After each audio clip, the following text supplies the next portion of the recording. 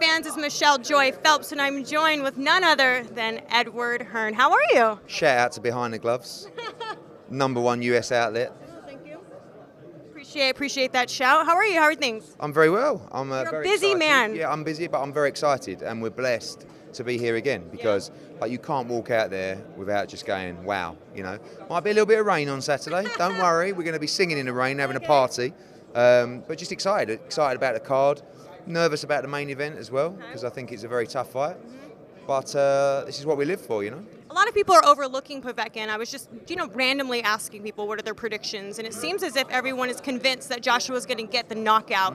However, we can't overlook Povetkin because we also know what kind of power he holds. We know he's got a mean left, and he likes to fight on the inside because that's where he has a mean right. So, with that said, I mean, you said you're nervous. I mean, because we do know there's a lot riding on this particular win in order to go into April. Everything's riding on it. You know, Joshua's the biggest star in world boxing.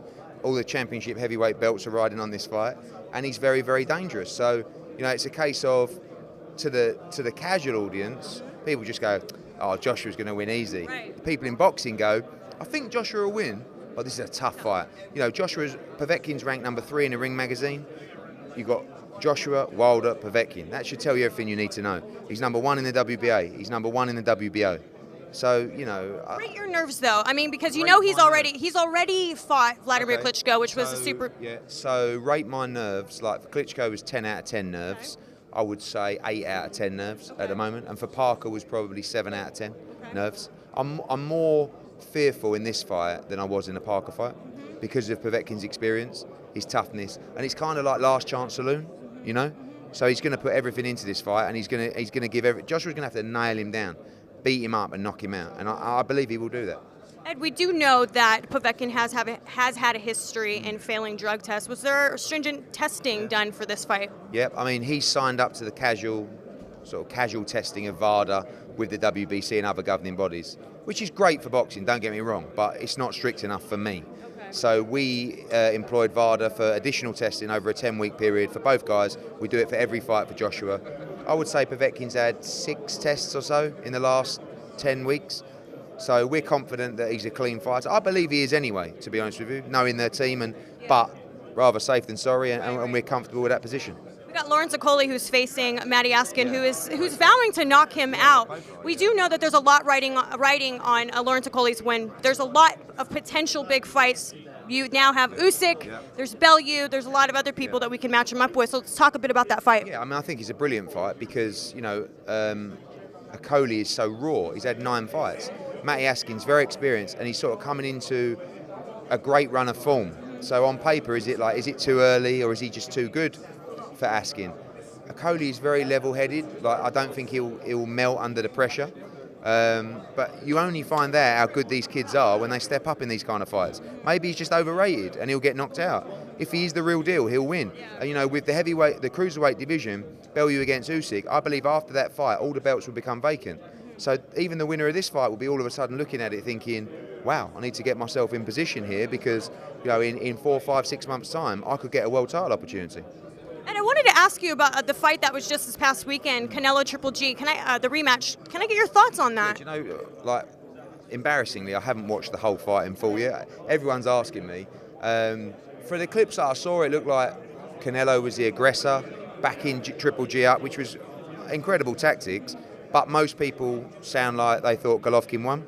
But if they thought he won by a round or two, it is what it is. It's not a robbery, but how likely was Golovkin to get the decision over Canelo in Las Vegas? Maybe, but that's something that the Golovkin team must know going into this fight. They're not idiots. They know they had to probably do a little bit more to win. It's not right, but sometimes that's life. So, again, if you've got it around here or around there, the scoring was quite consistent. Normally you might get a shocking card out of nowhere and you think, what's that all about? No Adelaide Bird this time. No, true. We got Al Heyman, who actually just announced his big deal with PBC and Showtime, which he's looking at annually about $120 million a year. Is it? Yeah, quite a bit less than that, but I'll let you off. It's Fox and Showtime. I think it's like 90 million a year, something like that. Listen, good luck to them. They don't have the budget we have, but we're the outsiders, and I'm so what's the word I'm looking for? I'm really I'll come back to that word. But I'm just honoured to be put into the same category as those guys. So like out of nowhere, we've just launched in US. I'm just about to go over and do my first show on October 6th, and everyone is saying, "Wow, it's between Hearn, Heyman, and Aaron. Who's going to be?" And I'm like, "Well, I'm in that already. I haven't even done a show yet, you know." So, like, I'm excited, and it's going to be a job for us because we are the outsiders and we are the new platform launching. You know, we're not Fox, we're not Showtime, but we're the future, and we're very good at what we do. So this is the first fight on the zone this Saturday is Anthony Joshua. Not a bad start. Yeah. And then we've got some great plans leading up towards the end of the year.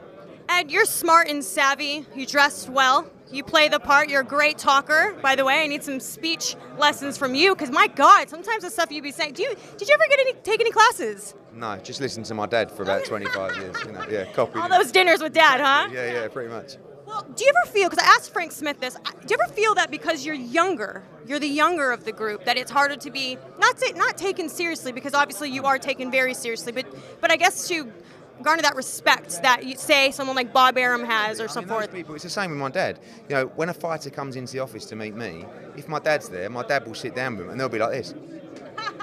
Like listening to him, Hall of Fame promoter, and I'm like in there and they're like, yeah, so I'm like, hold on a minute, like he was talking rubbish. But I know the audience a lot better. I know what the fighter's thinking a lot better. You know, and I'm as smart as these guys as well. But I respect them. You know, I respect Al Heyman, I respect Bob Arum. They're great operators, and they've stood the test of time. Look at Bob. Was he 87? You know, but the argument is, for you saying he's got more experience than me, my argument is he's detached from modern day society and the fan base. Do you know what I mean? I am the fan base. That's the difference. And Bob is not. But he's an excellent operator. And so is Al. And like I said, like I'm blessed and flattered was the word I'm looking for. That people are saying it's a shootout between Hearn, Heyman, and Aaron. Yeah, let's go. Yeah, let's go. Let's go, baby. Another fight I wanted to ask you about that was I don't want to say it was announced, but it was sort of mentioned from Floyd Mayweather, the potential rematch between Manny Pacquiao.